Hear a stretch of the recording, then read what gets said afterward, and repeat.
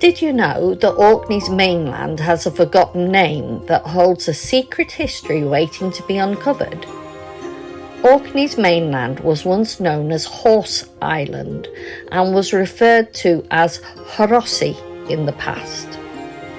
Horossi, or Horse Island, is a lesser-known name for Orkney's mainland, and mainly overshadowed by more prominent landmarks in the region, such as the ancient sites of Skara Brae, Stena Stones, and the Ring of Brodka, to name but a few. The island's name has faded into obscurity, making it a daunting task to piece together its hidden past. The historical significance of Horse Island is that the Norse name was given to it by the Vikings, probably because of its shape. Many little skerries were named calf or hen, but horse is quite rare, and other than mainland Orkney, there is Horse of Coppensay, a rectangular stack off the coast of Deerness on the east mainland of Orkney. The Horossi sweater rediscovers the art of naming by shape. So the hems of this garment represent to me horses' hooves in the white sands of the Orkney Isles. Although originally this knitting stitch was called cat's paw, it fits the Norseman's fondness for symbolising smaller islands as an animal, part of the Norse heritage which they brought to these islands off the north of Scotland. In the coming months, we will dive deeper into the mysteries of Orkney's hidden gems and discuss the relevance of upcoming knitting designs to forgotten stories of the Orkney Isles.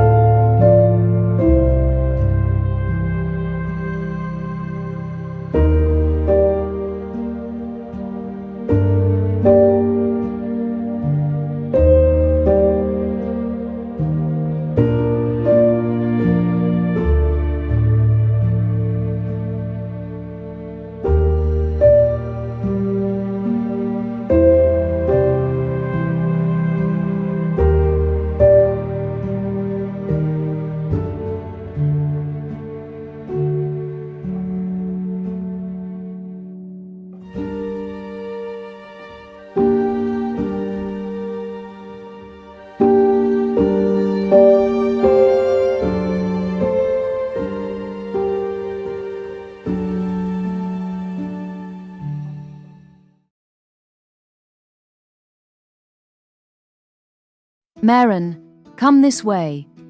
She pointed towards the side door as she guided Mary outside and through another door leading up a long, winding staircase.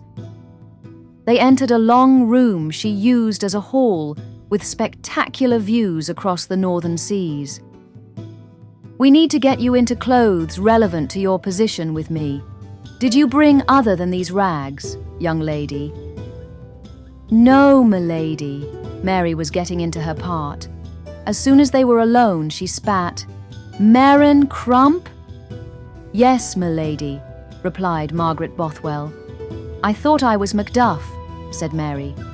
"You were m'lady when you left Earlsferry." Macduff, the Earl of Fife, had crossed over to Berwick on the Pilgrim's Ferry. It was to mislead anyone who tried to decipher our messages. Gilbert's name is Egioki Crump, and therefore we have named you Maren Crump, for his sister, my dressmaker. "I understand now," said Mary. "So I am to be your tailor. I suppose it is quite relevant. due to my love of sewing and embroidery. It will help me pass the time until rescued. That is what I thought, and I ordered some silks and needles from my mother Kathleen Bellenden, ma'am. John Balfour brought them to me some weeks ago. Let us get you into some better clothes. I have some from my wardrobe that I have altered for you to wear. She dressed in Margaret's clothes in a side room, sparsely decorated, but with a bed and a tapestry hung over it. There was a cot bed at the end. The cot bed would have normally accommodated a servant, but Margaret was now her lady-in-waiting and would sleep there whilst Mary slept in a proper bed. This she had not done for so many months, having shared the only bed with her companions. They moved back to the parlour, Mary smiling a little more, and set about embroidering on a white silk cuff. She loved black work. These were easy to achieve besides the peat fire. As her hands warmed up, her stitching became more even and quick. Margaret quietly smiled as she stitched in her high-backed chair. She stared fervently into the glowing peats, thinking about all those involved in her escape and what they were planning next.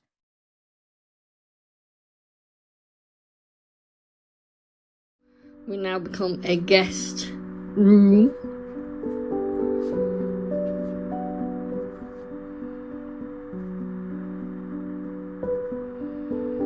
We've got little teddy bears on the walls, pussy cats. If they want to do some sewing or spinning or whatever, they've got plenty of that. A nice view. And they have my handmade quilts, towels that we got, some lovely smellies, soap and hand mist, and this is going to be a double up as a bedside table. Mount's got a top for that, but I'm just looking for a high lamp, tall base lamp next on the list. And tonight I'm going for the smart TV, which I found for £60. It's supposedly a put on the wall one, but I will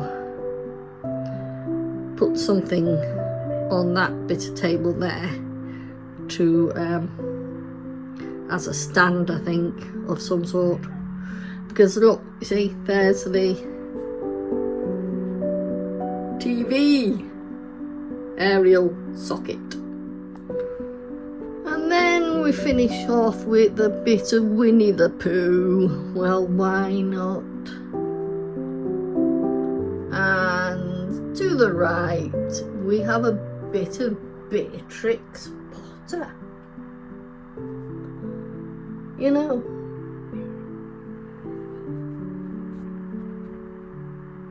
So there we go. And now I've got to sort out this office, and I'm not showing it yet because it's a glory hole. But there you go.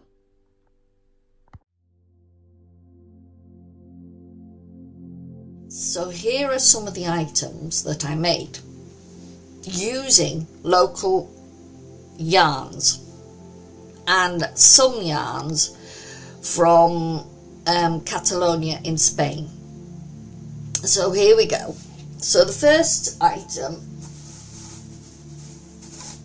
which you will have seen before, is a Sophie scarf. So that's not my design at all, but I made that in the some beautiful hand-dyed yarns from the Isle of Orkney, which is a private owned island, and the lady on there has her own flock of sheep, which are North Ronaldsay sheep and pure, because obviously with the them living on one island, then only breeding amongst themselves, if you know what I mean. So they're seaweed eating sheep, so the yarn that is produced is quite soft, and I love the colours of this one. It reminds me of seaweed, the colour of seaweed. Beautiful, isn't it? I love that. That I love.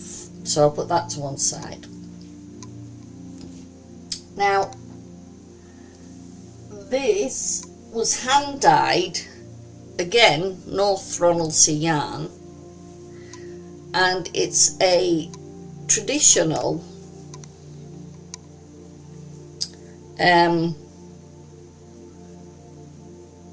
Orkney shawl that people would wear. It would only be like this. It would just be like a triangle, basically. The idea came from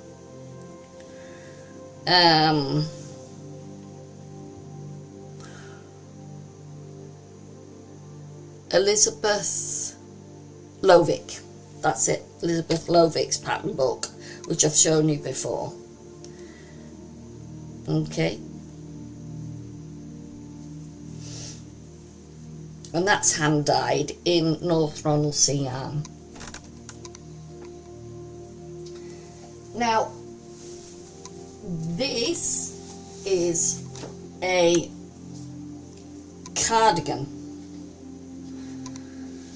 based on, well, a jacket, waistcoat, that sort of thing, based on a pattern I saw on Drops. It's very simple to make, actually, and I think I've got it upside down. I've got it upside down. Let me put that back on the model again.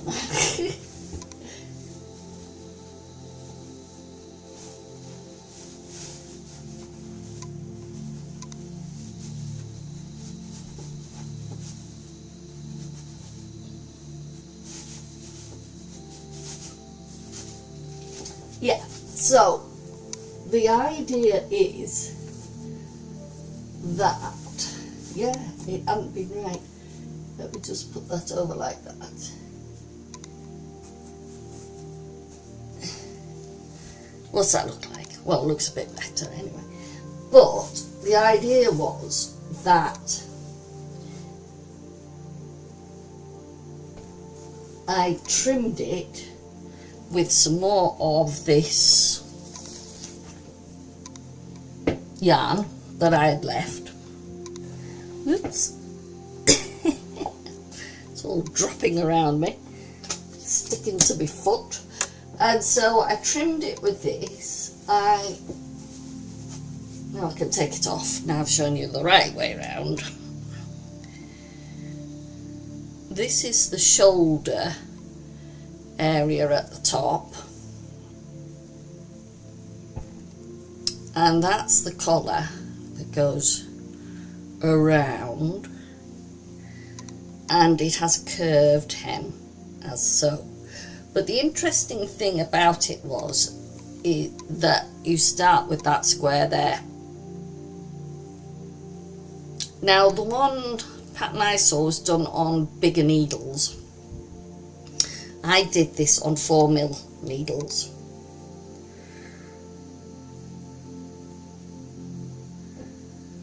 But I do like the contrast of the ruffle. But this was made using some hand-dyed yarns from the other side of the mainland Orkney. And so there's the darker purples, and of course the lighter one for the front band and back band. So it's very pretty, isn't it? I like that.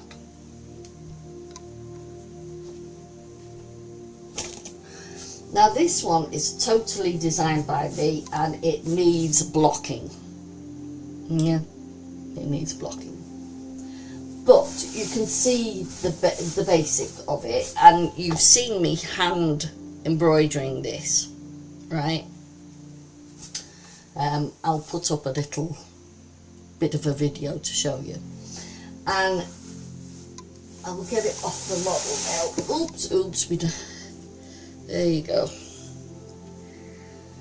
And so it has a stand-up collar like so, which was done in crochet. I thought that was the easiest way around that one.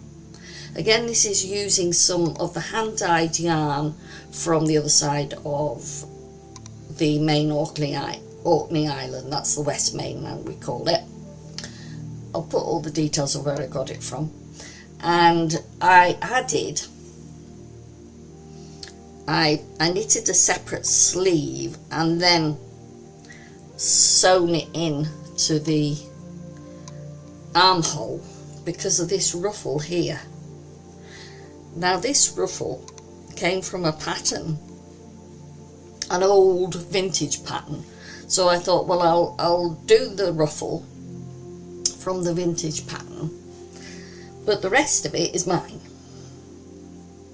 So what I've done is I've done a set of stripes, and then if you saw the video, and I'll put a link to it, I did the embroidery all the way around it, and there's the flower, embroidered flowers in the front. I just love the contrast of colours, don't you? Now these yarns came from Catalonia in not far from Barcelona, but I'll put the details of the yarns on the screen, and it's a double knit, and they come from a sheep called the Ripolessa sheep.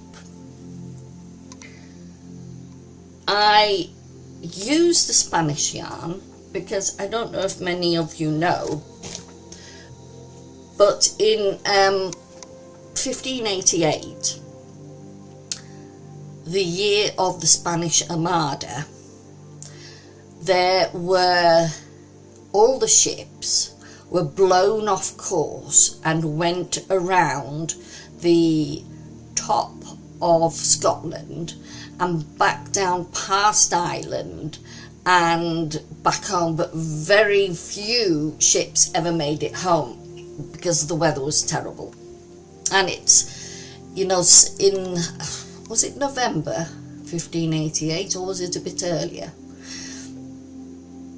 This time of year for storms, you can understand it. So we had these ships coming round the north of Scotland trying to get home, and I think it was called the El Griffin. I'll put the details on the screen because my memory is was shipwrecked, and the survivors were on the Fair Isle for a while, and then they were taken to Shetland where they were looked after. But then I think about 4 of them escaped in a rowing boat of some sort or other, and how they got across the sea in a rowing boat is another story, and were shipwrecked on the Isle of Westray. The legend is that there are the survivors married into the community and called themselves the Dons, and they lived in the north of Ireland, separate from the rest of the community, and they were there for a couple of 100 years, and then they integrated, really, I suppose. But yeah, so that was interesting. So I thought that represented another little bit of the history of the island, using some Ripolessa sheep from Catalonia.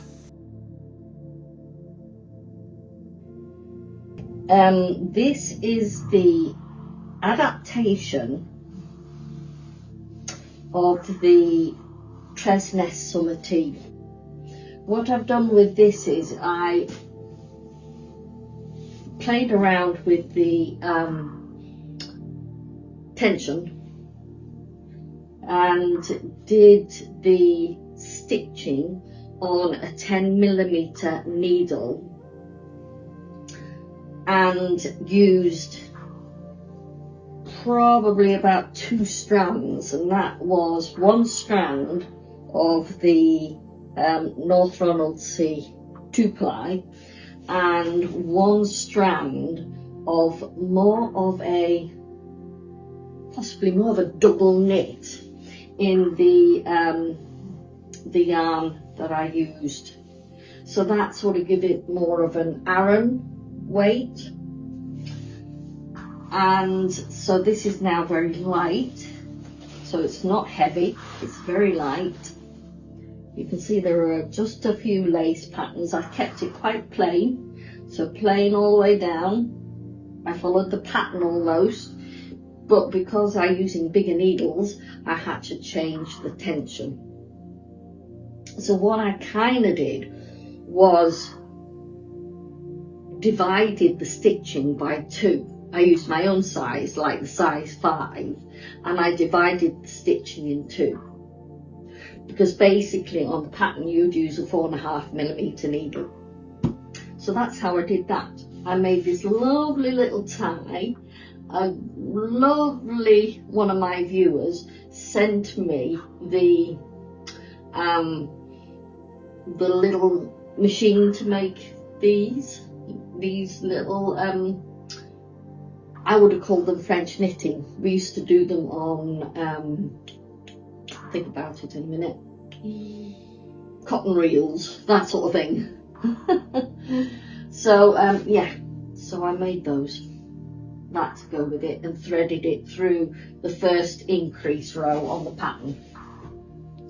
On the bottom it actually naturally became this wide, so on the bottom I crocheted a little edging instead of doing the zigzag edging that I'd done on that pattern on the Tresness Holiday. I just picked up along the edge, cast off, picked up along the edge with my crochet hook and made this little lace frill. Didn't do much to that. I just added a few lines in a smaller needle and turned it over. Now this little blanket was made in this beautiful natural wool, the North Ronaldsay yarn, with a very slightly lighter edging, crocheted edging again.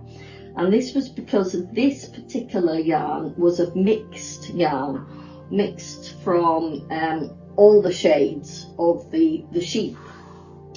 So as you can see, the top bleeds into the bottom, because in the top they're all the same colour, but in the bottom I've done 1 thread of the cream, which is that bit there, so it makes it lighter. I would imagine in the old days that's probably what they would have done anyway.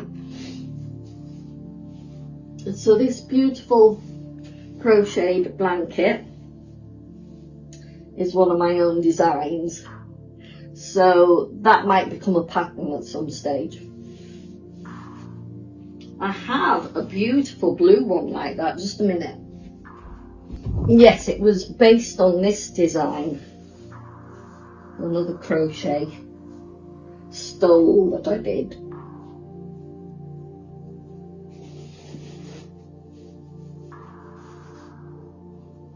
It looks quite complex, but it certainly isn't. It's quite easy to do. So that might be a pattern I could do this year. Some nice sort of stoles and little shawls. I made a little collar to go around there. So if you've got something high necked, you could crochet a little collar, have a little button on there. It stretches quite nicely. You could make it stretch even more, or you could put a little bit of ribbon in there, yeah, and tie it loosely like so with a piece of ribbon. I was at the which one was it? When I was at the country fair, that's what it was, in Kirkwall, I bought some Aran weight yarns from North Ronaldsay, and all in the different colours of the sheep. So I decided to do a patchwork, and that's how it turned out. So it became a triangle. Now on the back you can see some of where it was stitched together, but on the whole I picked up the sides and along the top. But there you go, that's another shawl.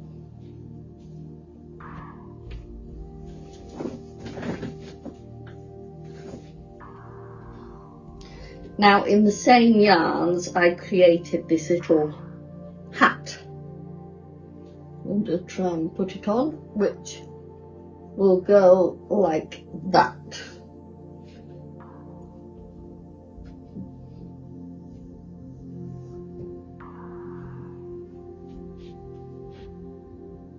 Okay, and you'd have a button just there, or a press just at that point there.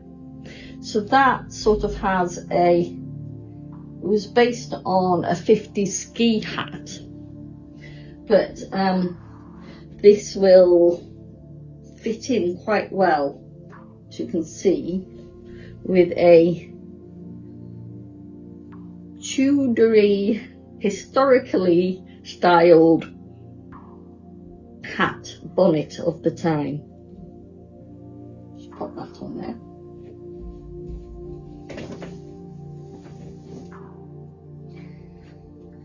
I think in the last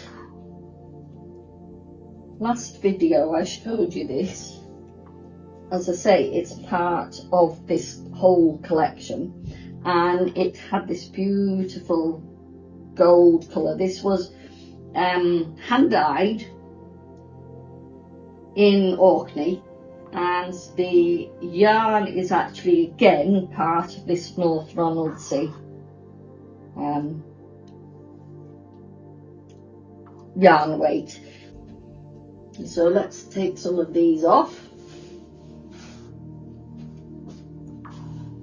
Okay, so to cut across both collections, I had this. If you look at my previous video, you would have seen me describe this one. So let's put a little, there you go. So you can cut across both collections with these colours, the natural colours, the beautiful chemise. You could put on your waistcoat with the beautiful colour of the trim, and of course the beautiful soft yarns of the waistcoat, and top off with a, I'll turn that way, I think, with a contrasting shawl. It's just mixing and matching, using hand-dyed yarns to create different shapes and different styles. And these are all really based on very simple ideas. So if you'd like me to make a few patterns of this collection, would you like to comment below, please? Because that will help me decide whether I could write a book to include these patterns and how simple they are, and do a simple basic pattern that you can alter to suit what you want to make, i.e. from the chemise to this lovely waistcoat to, well, that's a Sophie scarf, but we could do something similar, couldn't we? And to a nice shawl,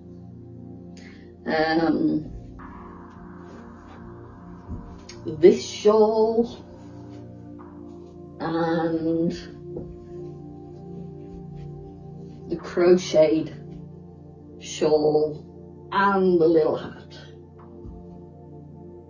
So yeah, please comment in below and let me know what are your favourites. Which ones would you like to see a pattern for?